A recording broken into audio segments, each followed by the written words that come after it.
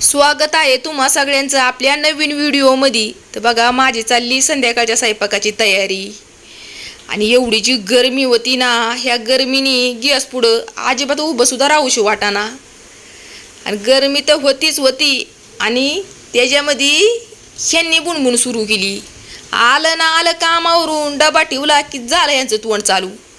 आता तोंड ह्याच्यामुळं चालू झालं या की हे हितच कशाला ठेवलं, हे तिथंच कशाला ठेवलं। आलं ना आलं की ही पाठीमागं माझ्या खुटपुट्यांची चालूच असती या। मग मला पण राग आलेला, माझा पण राग अनावर झाला नाही, कारण मला इतकी गरमी होती या आणि गरमीने इतका गडबडीने मी उरकायचं धरते स्वयंपाकाचे आणि ह्यांची बुणबुण सुरू झाली या। इतकं डोकं हल्लं होतं माझं। मग मी पण तोंडाला तोंड देत होते, गपच बसत नव्हते। हात पण चालू होता आणि तोंड पण चालू होतं। मग काय तुम्हाला काय वाटतंय, जास्त वादविवाद वाढला? अजिबात नाही। तेवढ्यातल्या तेवढ्यातच त्यांनी उरागतं धरलं, कारण त्यांना माहिती होतं आता ही पण लई चांगलीच तापलेली आहे, म्हणून गपचिप तेच बसलत। मी नाही बसले गपचिप, कारण माझी काही चुकीच नव्हती ना। आता घरामध्ये लहान पोरं आहेत, पसारा एवढा तेवढा होणारच की। काय सगळं जिथल्या तिथं राहणार आहे का टापटिपवानी? नाही राहणार। पोरं पसारा काढणारच, खेळणारच, लोळणारच। मग आता पोरांना कुठं पसारा काढतात म्हणून काय बाहेर हाकलायची का काही? तर चला आता हे चालूच राहतं या, म्हणजे प्रत्येक घरामध्ये प्रत्येक नवरा बायकोमध्ये हे चालूच राहतं या। आणि मी नाही एवढी सिरियस घेत बरं का ह्यांच्याबरोबर झालेली भांडणं, कारण हे परत बोलायला येतात, म्हणून साठी सिरियस घेऊन तरी काय करायचं या। रोज तोंडावरती तोंड पडायचं, आपण रोज एका मिरीला बघितल्याशिवाय आपला दिवस जात नाही। मग एवढं सिरियस घेऊन काहीच फायदा नाही। किती काय झालं तरी आपल्याला इथून काही कुठं आपण जाऊ शकणार आहे का? बरोबर का नाही? म्हणून सिरियस एवढं घ्यायचंच नाही आणि एवढं मनाला लावून पण घ्यायचं नाही। खंबीरपणे उभं राहायचं। आपली चुकी नसली ना तर खंबीरपणे उभं राहायचं। मला तर एवढंच कळतं या। आपण तर कुठल्या गोष्टीत चुकत नाही ना, मग द्यायचंय कशाला आणि डगमगायचंय कशाला? बरोबर का नाही? उत्तराला उत्तर देण्याची हिंमत ठेवायची। तसंच माझं पण आहे बरं का, कारण आपण कुठं चुकत नाही तिथं आपण चुकायचं नाही। तर चला आता हे चालूच राहणार आहे आमचं। आता थोडंसं आपण कमेंटकडे वळूया। तर बघा माझा दुसरा पण चॅनल आहे, त्याच्यावरती फक्त माझं कॉमेडी व्हिडिओ असतात आणि व्हिडिओद्वारे थोडक्यात तुम्हाला थोडासा हसवण्याचा प्रयत्न केलेला आहे बरं का। तर नक्की आपल्या दुसऱ्या पण चॅनलची भेट घ्या। तर बघा त्या चॅनलवरती आमच्या दोघांचं फोटो आहेत, व्हिडिओ आहेत।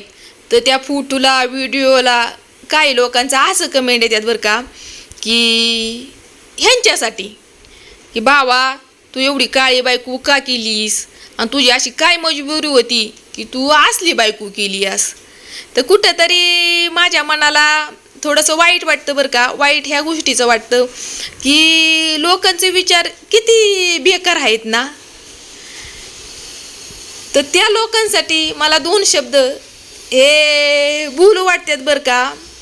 तर बघा सुंदर दिसणं म्हणजे हे सगळं काही नसतं या। माणसाचं सुंदर मनात असणं पण लय महत्वाचं असतं या। सुंदर दिसणं वय जसं जसं होईल ना तसं तसं ते कमी होतंय, पण माणसाचं मन जे असतंय ते कायम तसंच राहतं या। आणि माणूस काळा असलं म्हणून काय त्यांनी जगणं सोडून द्यायचं वय? आणि ह्यांची मजबुरी काहीच नव्हती बरं का। ह्यांनी त्या वेळेला नाही बघितलं माझं रूप आणि रंग, फक्त बघितलं ते माझं साधं बोळं मन, आणि त्यामुळं ह्यांनी माझ्याबरोबर लग्न केलं या। बाकी काही नाही बरं का। आणि काही लोक ह्यांना पण असे कमेंट करतात बरं का की हुंडा लय घेतला असेल म्हणून अशी बायको केली। तर हुंडा बिंडा काय नाही बरं का। हुंडा द्यायला म्हणजे हुंडा देण्याचा काही प्रश्नच उभा राहिला नाही, कारण आमचं लव्ह मॅरेज आहे, त्यामुळं हुंडा द्यायचा काही प्रश्नच येत नव्हता। आणि ह्यांना कसं हुंडा बिंडा तसल्या काही गोष्टी बिलकुल सुद्धा आवडत नाहीत, तर ह्यांनी काही हुंडा बिंडा घेतला नाही बरं का। ह्यांनी फक्त माझा स्वभाव बघितला ना की त्यावेळेला दिसणं बघितलं। आणि ती लई मोठी स्टोरी आहे बरं का। तुम्हाला जर सांगायचं म्हणलं तर म्हणजे नक्कीच मला टाईम भेटला की नक्कीच तुमच्याबरोबर शेअर करेल बरं का। आणि काही लोकांच्या कमेंटचा फक्त मला रिप्लाय द्यायचा होता, बाकी काय नाही। कारण आपण एक सोशल मीडिया जे आहे ह्या सोशल मीडियावरती काही गोष्टी आपण नाही शेअर करू शकत। काही गोष्टी ज्या सांगण्यासारख्या असतात त्या मी नक्कीच तुमच्याबरोबर शेअर करेल।